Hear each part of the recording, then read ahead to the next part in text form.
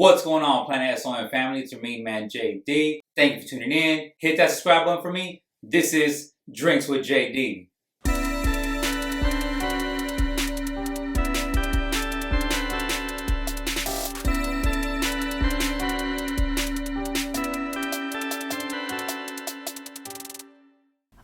Okay, so that one, I love that song. Yeah. It's a good song. I actually recorded it on my birthday. My homie O, shout out to my homie O. There you go. There you go. He let me have a free studio session because it was my birthday. I actually opened up for Devin the Dude that day. Oh, that's amazing. Yeah. On my birthday. Yeah. And then we hit the studio after. He's like, hey, for happy birthday, like, if you want to hop on the studio.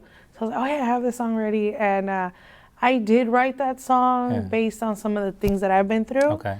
And based on, you know, other females, what they've gone through. So it kind of gets pieced together from real experiences, I would say. But definitely do take some shots at my ex and like little things. I mean, yeah. So yeah, it's a personal song. For sure it is. And I'm sorry, what was the other question? Yeah, no. Now, is it important to you to be vulnerable in your music? Oh yeah, I was just speaking to my brother about that, and I was like, I feel like I'm not vulnerable enough, like, and I need to. Like, I actually wrote a song not too long ago. We recorded, and I haven't put it out, but it's gonna come out, and it's just a quick little song that I did where I'm being more vulnerable and really like, you know, taking everything, the real feelings. And I mean, all my music is real, like everything I write. But I feel like I do put up a block a little bit, and I shouldn't. Okay. And I do need to just, like you said, be more vulnerable. And if I want to connect with people, like, because I know some of the songs that I love the most is an artist saying things that, you know, maybe you would be kind of afraid to say because you're like, I don't want people to know that about me. Of course. I mean, something like, let's say as famous as like when Tupac said, you know, even though you're a crack fiend, you know, so you always was a black queen, but he had to admit that his mama was a crack fiend. Yeah, and that's so like, it shows the vulnerability that like, it's you know, this is what I went through. You know, so this what really happened. So it's like, I mean, so if someone as legendary as Tupac could be vulnerable, then I mean, you know, we should all do it in our art as well. You know, to also connect with our fans, right? Yeah. Which I'm learning to be more vulnerable. Before it was more just like bars and you know like. Now, like, the music that I've been writing lately is more vulnerable for sure. It's a little more background on me and where I came from and giving a little more of that. So, no doubt. Well, speaking, you know how right now you were talking about you have a block, right? Yeah. Now, in the song, you know, that one, you mentioned how you didn't even want to block him because you wanted him to see you do better. You know what I'm saying? Yeah. So with all the obstacles, right, of being a woman, is it satisfying to allow haters watch you win? Oh yeah. You know what I'm saying? That's like you didn't even block them. Yeah. And that's something that I don't block. I don't block. I mean, unless it's like robots or somebody trying to sell me. I know some spam shit like that. I'm like, But other than that, no. I fell off with people, and I'm like, unfollow, like, you know what I mean? And watch me win. That's the most I'll do because I don't really want to see you anymore. Okay. But if you want to see me, then go ahead. Yeah, you know? why not? I mean, my page is public for a reason. I mean, as if usually my stories, sometimes I post a little things. I started posting a little more personal things, but I never used to. Like, I always kept it strictly my music. Yes. But it goes back to being vulnerable, you know, and showing a little more. I try not to put things about my kids because I have two girls and, you know, there's a lot of weird stuff out there. And I try not to, but I do show little glimpses of my kids. I do have my personal page that is private and it's strictly my kids and family, you know, but my public page, my music, it's all there for you to see. You know, you don't like me, but you're still watching. Go ahead.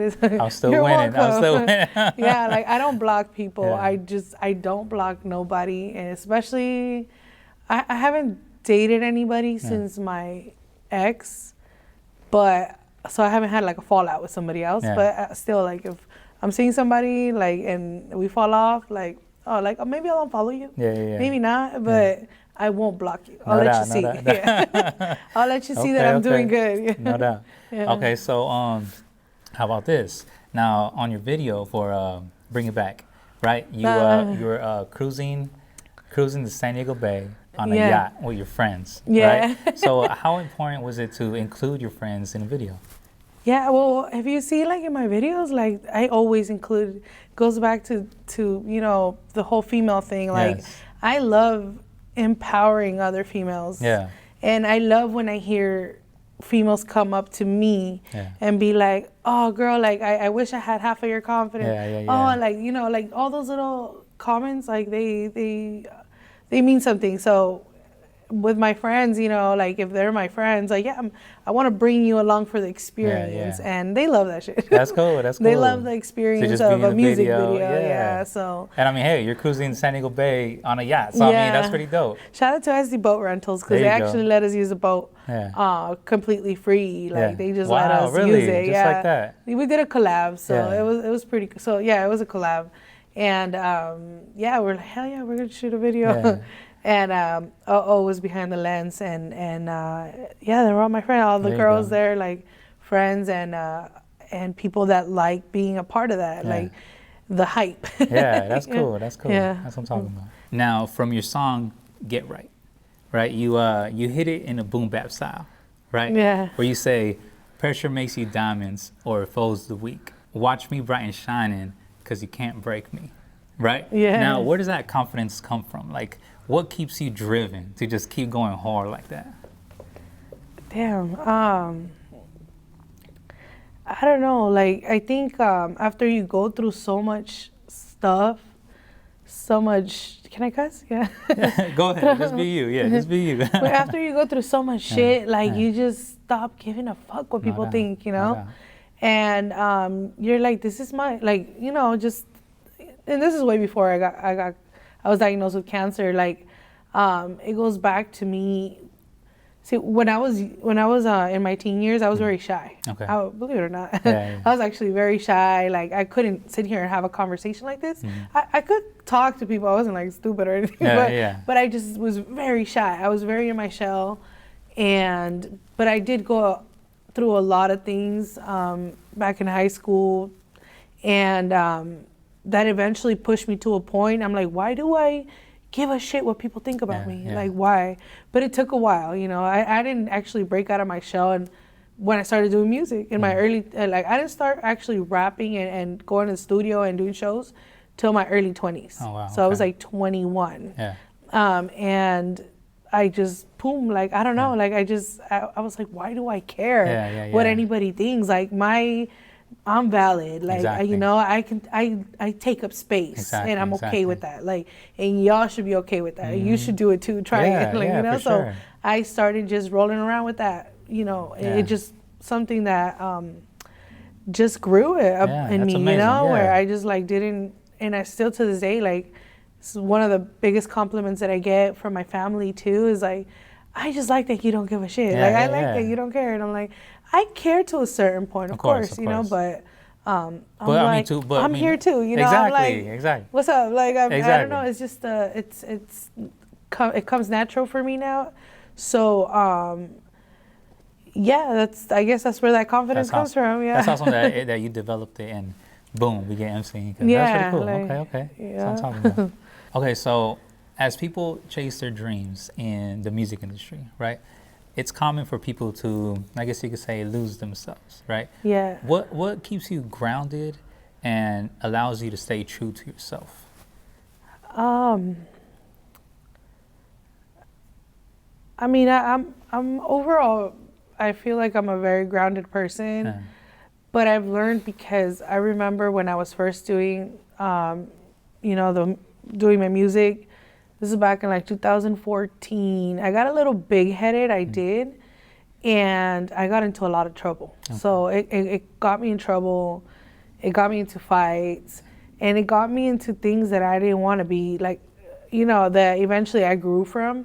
So this time around when I popped back up and I started going hard again, I realized, like, I want to take this serious and I'm going to do it right. So in my song, Bring It Back, I talk about about that. Like, I'm gonna go out, handle business, maybe party a little, do my thing, but then I'm going home. Yeah. Like, handle business, go home. Exactly. So that's kind of what, I mean, also the fact that I got kids to go back to, you know, and I gotta stay grounded. I gotta stay level-headed. And it's just part of growth, I think, you know, so. No doubt. Okay. Growing up and not just being out there and being like, trying to party after the show. Yeah, because I mean, you're growing, you're maturing, you know what I'm saying? And also, I'm only assuming that, like how you were mentioning in 2014, how you had to experience some negativity. Like, I'm pretty sure maybe you could say that humbled you a little bit, and like, you know, brought you back down. Like, yo, I gotta relax and we'll overall just mature and grow. Yeah, right? exactly. Yeah. Well, back in 2014, and this is just one of the memories I have. I had these cats, and I don't want to say names because I don't really want to put it out there anymore. But because it's so long ago. I mean, it's almost a decade. Like, you know, it doesn't even matter no more. But there was these guys that wanted to sign me with them, and they talked about you know, distributing my music and like, so I was really excited because I didn't have no help. I didn't have a team then. And I could barely get 2 people to go see me at a show. Like, so I was really excited about that. They believed in me, and my dumbass, like, I got so drunk, went out with them, and I thought I was like the shit, and I like started battle rapping some girl. Next thing you know, she got mad at something I said, so we started fighting. And it was like a big old fight in the bar. So the guys were like, crazy. You're drama, Inka. We're done with you. Wow. And I was like, oh, so that right there, I was like, what the fuck am I doing? Like, so yeah, I grew a lot from that. No, we ain't doing that no more. Like, we all grow from our experiences. We all make mistakes. Exactly. That's cool that at least now you're able to move differently. Yeah, no, definitely not me anymore. I was gonna fuck up a bitch, but no. But the promoters that I worked with, like, they know that I'm not, like, and if one of the people that I'm with, because now the shows have been very different, I get a lot of people come out and support me now. I have to tell them ahead of time. Like, if I see something's about to go down, I'm like, stop. Like, stop, because I am not building that rep for me. Of course. Like, oh, everywhere Inka goes is drama. Like, no. So, I've definitely grown from that. Well, okay, let's say this. Let's say, you know, because there's people who, let's say, saw you in a different light a decade ago, right? And as you move your way into the music industry, who is one person you actually want to meet so you could just ask them for advice of how to continue to move properly? Yeah, like locally? Or? Yeah, sure. Let's say locally. Locally? Yeah.